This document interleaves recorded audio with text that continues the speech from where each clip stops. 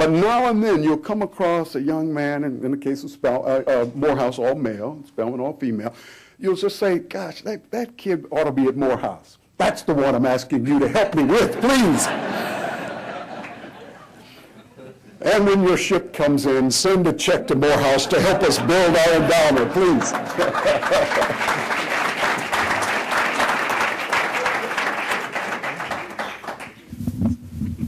Dr. Franklin, thank you very much.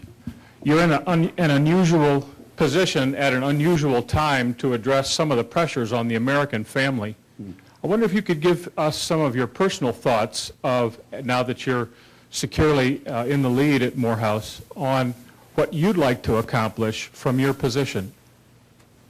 Let me, and this is not an unvarnished and shameless commercial for my book, but I will mention it.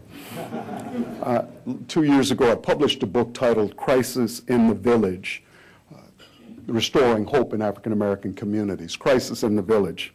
And one of the things I call attention to is the crisis of healthy relationships throughout America, but especially in African American communities, and a concern with declining rates of marriage in African American communities, increasing rates of divorce, and increasing and steady high rates of non-marital birth, and suggesting that this represents an agenda for African American leaders first, but standing with us other friends from outside the African American community who see in their own self-interest, as well as our friends to our community, the importance of rebuilding African American families, of strengthening and increasing the number of African American marriages, of helping young people become better, more responsible parents.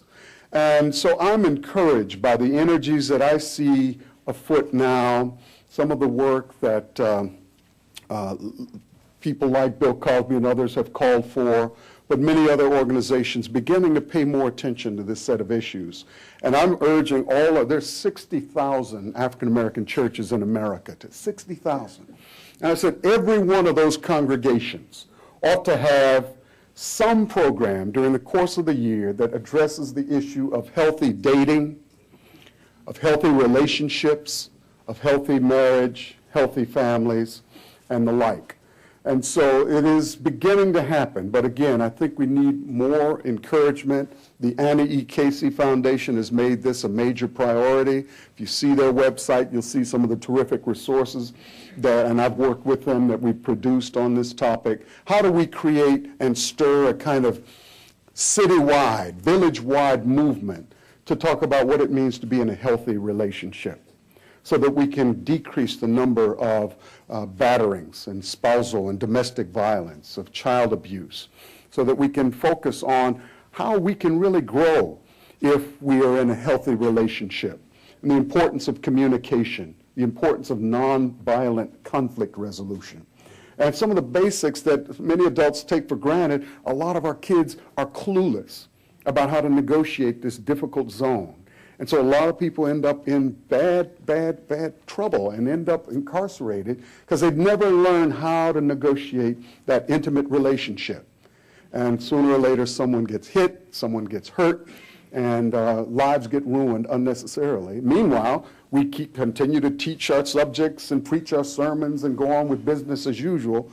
And from one end of the year to the next, no one ever mentions the topic of domestic violence, of abuse, or of healthy relationships. So I think, you ought to hold pastors and imams, hold professors and teachers and community leaders, hold the local NAACP and Urban League accountable. What are you doing? All the other stuff you're doing is important, yes, but what are you doing in this important area? Because our kids are begging for direction and guidance, and if we don't provide it, I can tell you they're going to learn some awfully confusing and perhaps unhealthy messages from primetime television. Thank you.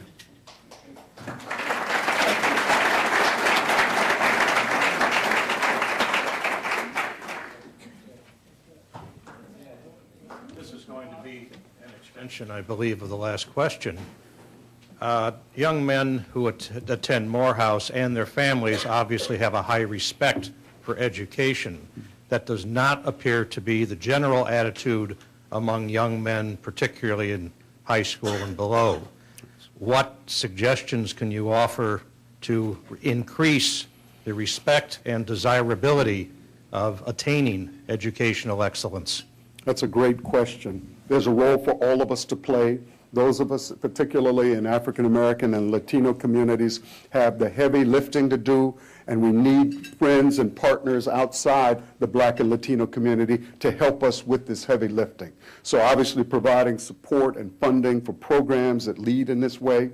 But the agenda, the work agenda, I think for us is, I used that phrase earlier, how do we make being smart and responsible sexy again? And part of that is we've got to help kids see role models, people who use their brains. Dr. Ben Carson, pediatric neurosurgeon. We've got to hold up those models and say, earning an MD, a PhD, an MBA, going to school, paying the dues, it really pays off. It's worth it. Every time I talk to high school students, I say, how many of you guys like the bling bling? The rings and the jewelry? Everybody, oh yeah, gotta have bling bling. I say, well, you know what? Education is bling insurance.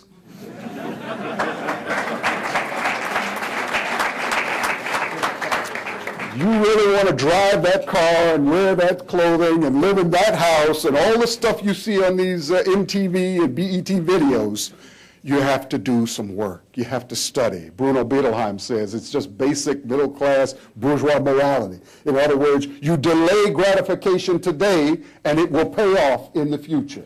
Invest today. I told the students at Martin Luther King High School, everyone needs to focus on his 1,000-mile destination plan.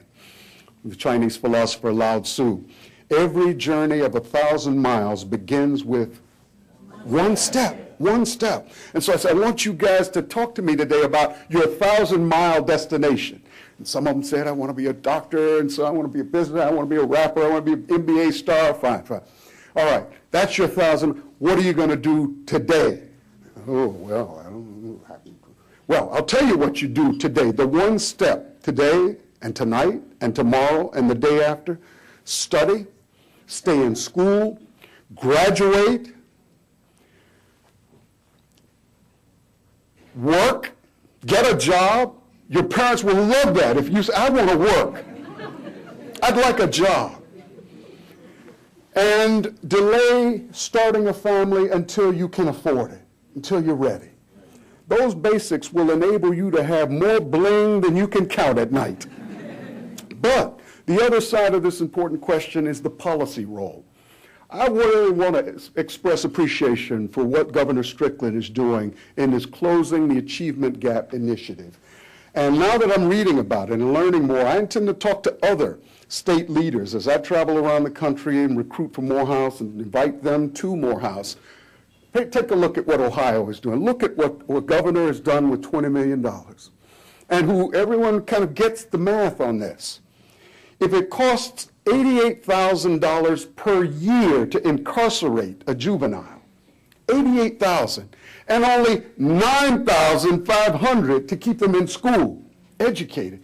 Doesn't it make sense to puzzle out how do we get more kids to stay in school and not end up in our criminal justice system? We can do that, and with your help, we will move the ball. Thank you.